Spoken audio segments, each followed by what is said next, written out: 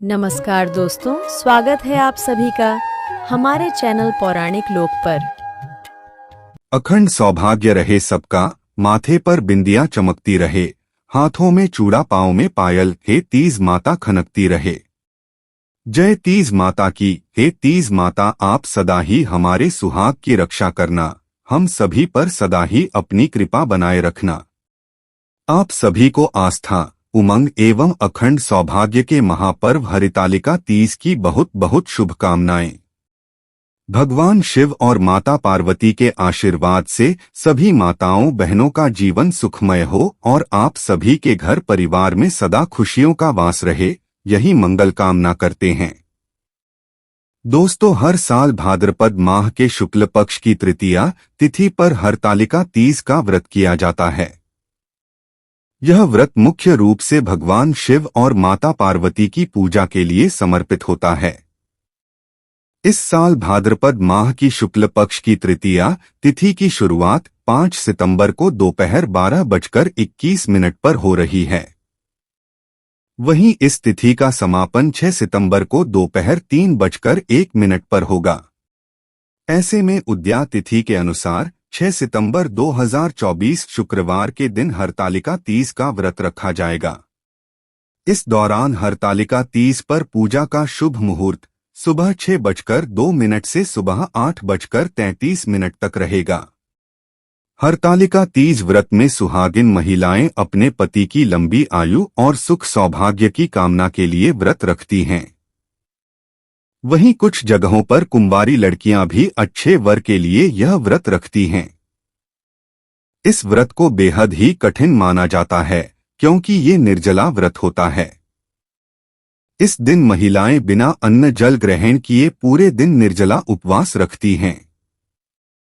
दोस्तों, हरितालिका तीज व्रत पर सुहागन महिलाएं भूल से भी ना करना ये गलतियां, वरना आपके पति के जीवन पर संकट आ सकता है। क्योंकि दोस्तों, ऐसा कहा जाता है कि अगर हरितालिका तीज व्रत पर सुहागन महिलाएं कोई भी गलती या कोई भी भूल करती है तो उसका सीधा प्रभाव उनके सुहाग पर पड़ता है। यानी कि सुहागन महिलाएं को हरितालिका तीज व्रत के दौरान ऐसी कोई भी गलती नहीं करनी चाहिए, जो आज हम आपको इस वीडियो में बताने जा रहे हैं। क्योंकि दोस्तों, कई बार माताएं बहनें हरितालिका तीज व्रत में कुछ ऐसे गलतियां कर देती हैं जिससे उनका व्रत खंडित हो जाता है और उन्हें जीवन में अशुभ परिणाम झेलने पड़ते हैं। पर इससे पहले अगर आप भी भगवान भोलेनाथ और माता पार्वती का आशीर्वाद पाना चाहती है तो वीडियो को लाइक करके कमेंट बॉक्स में जय भोलेनाथ जय मां पार्वती जरूर लिखें। तो चलिए दोस्तों, जानते हैं कौन से है वो काम जो आपको हरितालिका तीज पर भूल से भी नहीं करने हैं। तो दोस्तों, पहली चीज, हरियाली तीज के दिन सुहागन महिलाएं दूध का सेवन भूल कर भी ना करें, क्योंकि हरितालिका तीज पर दूध का सेवन करना हमारे शास्त्रों में वर्जित बताया गया है। ऐसा कहा जाता है कि जिन स्त्रियों के द्वारा हरतालिका तीज का व्रत किया जाता है उन्हें दूध का सेवन करने से बचना चाहिए। मान्यताओं के अनुसार हरतालिका व्रत के दौरान दूध का सेवन करने से अगला जन्म सर्प योनि में प्राप्त होता है। अगली चीज, व्रत के शुरू होने से व्रत के समाप्त होने तक पवित्रता बनाए रखें। हरितालिका व्रत को करने से पूर्व ही पवित्रता का विशेष रूप से ध्यान रखना चाहिए। व्रत में पवित्रता रखने मात्र से ही आधा व्रत पूरा हो जाता है, क्योंकि पवित्रता में ही लक्ष्मी और परमात्मा का निवास होता है। यदि व्रत के दौरान तन और मन दोनों की पवित्रता नहीं है तो व्रत का फल नहीं मिलता है। इसलिए हरितालिका तीज का व्रत रखने वाली व्रती महिलाएं इस दिन अपने तन और मन दोनों को पूर्ण रूप से स्वच्छ रखें। खासकर इस दिन अपने मन में किसी भी प्रकार के गलत विचारों को ना आने दें। और दोस्तों, साथ ही इस दिन पति पत्नी को आपसी संबंध बनाने से भी बचना चाहिए। हालांकि इस दिन सुहागन महिलाओं को अपने पति का मान सम्मान जरूर करना चाहिए। अगली चीज, दूसरे को अपने श्रृंगार का सामान ना दें। दोस्तों, हरितालिका तीज व्रत के दिन महिलाएं अपने श्रृंगार का सामान किसी दूसरी महिला को न दें, और साथ ही इस दिन किसी दूसरी महिला के श्रृंगार का सामान भी आप उपयोग ना करें। दोस्तों, हरितालिका तीज पर महिलाओं को पूरे 16 श्रृंगार करने के बाद ही व्रत में पूजा की जाती है। और अगर ऐसे में आप किसी और को अपने श्रृंगार का सामान देती हैं, तो इसका सीधा मतलब यह होता है कि आप उसे अपना सुहाग दान कर रहे हैं। इसलिए अपने सुहाग से जुड़ी हुई कोई भी चीज, अपने श्रृंगार से जुड़ी कोई भी चीज इस दिन किसी को ना दे। अगर आपके घर परिवार में अन्य लोग हैं जो सामान प्रयोग करना चाहते हैं, तो आप उन्हें नया सामान खरीद कर दे सकते हैं। अगली चीज, काले और सफेद रंग के वस्त्र और आभूषणों से रहे दूर।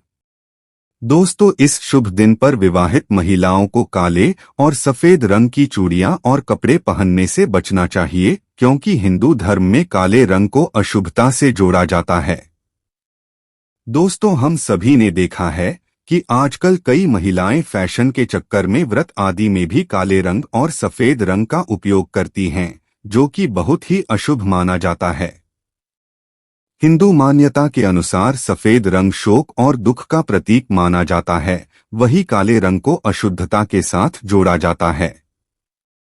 तो दोस्तों, आपको ऐसा भूल से भी नहीं करना चाहिए। आप अगर चाहे तो लाल, पीले, गुलाबी या हरे आदि इन रंग के वस्त्र और आभूषण का प्रयोग कर सकते हैं।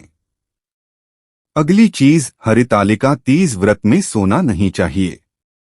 दोस्तों, जिस तिथि में हरितालिका तीज का व्रत होता है, उस तिथि में व्रतधारी महिलाओं का सोना वर्जित बताया गया है। धार्मिक ग्रंथों के अनुसार इस दिन स्त्रियों को जागरण करना चाहिए, भगवान शिव और माता पार्वती की कथा और स्तोत्र का पाठ करना चाहिए। ऐसा करने से उन्हें विशेष लाभ प्राप्त होता है। पर दोस्तों, किसी कारणवश यदि आपका स्वास्थ्य ठीक नहीं है, तो आप कुछ समय के लिए आराम कर सकते हैं। अगली चीज, इस दिन सबसे पहले गणेश जी का पूजन करें। दोस्तों, हरितालिका तीज पर कई लोग सिर्फ भगवान शिव और माता पार्वती की ही पूजा करते हैं। लेकिन ऐसा माना गया है कि इस दिन शिवजी और पार्वती जी की पूजा करने से पहले भगवान गणेश की पूजा करनी चाहिए, तभी आपकी पूजा और आपका व्रत सफल माना जाता है। अगली चीज, हरियाली तीज का सामान भूलकर भी मंगलवार को न खरीदे। इस साल यानी कि 2024 में हरितालिका तीज का व्रत बुधवार के दिन रखा जा रहा है, इसलिए आप इसकी खरीदारी मंगलवार को भूल से भी ना करें।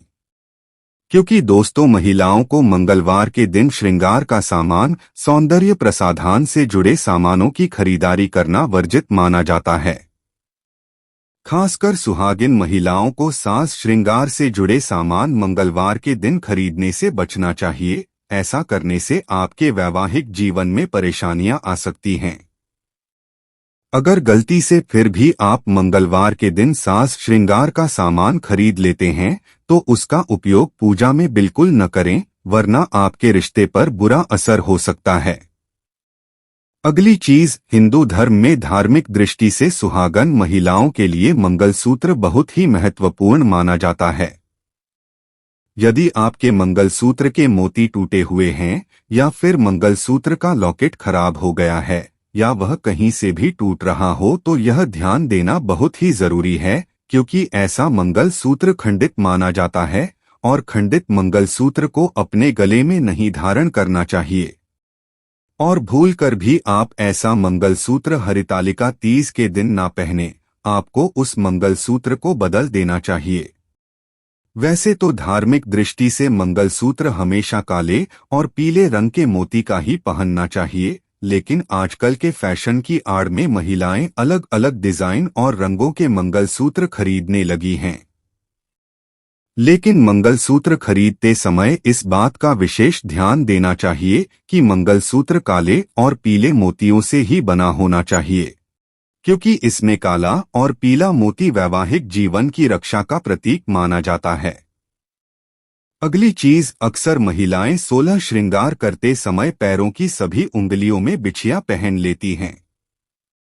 नहीं तो कम से कम 2 या 3 उंगलियों में धारण करती ही हैं। जबकि ऐसा करना सरासर गलत माना जाता है। जी हाँ, सही सुना आपने। दोस्तों, हिंदू धर्म के अनुसार सुहागिन महिलाओं को बिछिया सिर्फ एक ही उंगली में ही पहननी चाहिए। एक से अधिक बिछिया धारण करना अशुभ माना जाता है और वो भी सिर्फ और सिर्फ चांदी की बिछिया ही शुभ मानी जाती है। हिंदू धर्म में बताया गया है कि सुहागिन महिलाओं को पैर के अंगूठे के पास वाली उंगली में ही बिछिया धारण करनी चाहिए, क्योंकि आजकल फैशन के चक्कर में महिलाएं अलग अलग धातु की और कितनी भी बिछिया धारण कर लेती है, जो कि सही नहीं माना जाता है। इसलिए आप भी 30 के व्रत में 16 श्रृंगार में इस बात का खास ध्यान जरूर रखें। दोस्तों, सिर्फ अंगूठे के पास वाली उंगली में बिछिया धारण करने के लिए इसलिए कहा जाता है क्योंकि इस उंगली का संबंध सभी नवग्रहों से है। इस उंगली में बिछिया पहनने से नवग्रह शांत होते हैं और अपनी कृपा बरसाते हैं। अगली चीज, अक्सर विवाहित महिलाएं सिंदूर डिब्बी से लेकर अपनी मांग में हाथ आगे से शुरू कर पीछे की तरफ लगाती हैं। दरअसल ये तरीका गलत है। यदि सिंदूर लगाते हुए आपके माथे पर हाथ की छाया या परछाई बने तो ये गलत माना जाता है। इससे शनि का कुप्रभाव आपको झेलना पड़ता है। इसलिए जब भी महिलाएं सिंदूर लगाएं, उन्हें सीधे हाथ से सिंदूर लगाना चाहिए और हाथ को चेहरे के पीछे की तरफ ले जाकर सिंदूर आगे से पीछे की तरफ खींचना चाहिए। सिंदूर लगाते वक्त आपका हाथ आपके चेहरे को न ढकें। अगली चीज, व्रत को बीच में नहीं तोड़ना चाहिए। दोस्तों, जो सुहागन महिलाएं हरितालिका तीज के व्रत का संकल्प लेती हैं, उन्हें यह व्रत पूर्ण जरूर करना चाहिए। किसी भी अवस्था में इस व्रत को बीच में बिल्कुल भी नहीं छोड़ना चाहिए, क्योंकि अगर आप ऐसा करती हैं तो इसके दुष्परिणाम आपके अखंड सौभाग्य को नुकसान पहुंचा सकते हैं। दोस्तों, हरितालिका तीज का व्रत निर्जला होकर रखा जाता है, इसलिए आप पहले ही यह निर्णय ले लें कि आप यह व्रत पूर्ण करने की अवस्था में हैं या नहीं।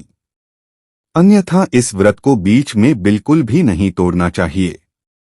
अगली चीज, हरितालिका तीज के दिन व्रत रखने वाली महिलाएं क्रोध न करें, बल्कि इस दिन मन को शांत रखें। साथ ही इस दिन किसी को अपशब्द कहने से भी बचना चाहिए।